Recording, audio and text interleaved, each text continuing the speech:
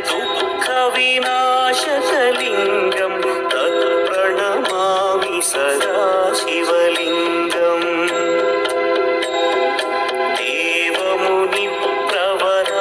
देवमुनिप्रवरार्चितलिङ्गं कामदहन करुणाकरलिङ्गम्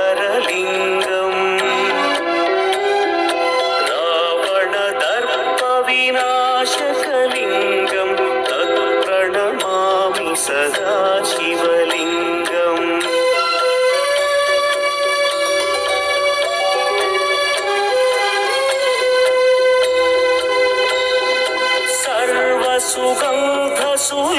सर्वसुगन्धसुलेपितलिङ्गं बुद्धिविवर्धनकारणलिङ्गं सिद्धसुरासुरवन्दितलिङ्गं तत्प्रणमामि सदा शिवलिङ्गं कनकमहामणिभूषितलिङ्गं मणिपतिवेष्टितशोभितलिङ्गम् तक्षसुयज्ञविना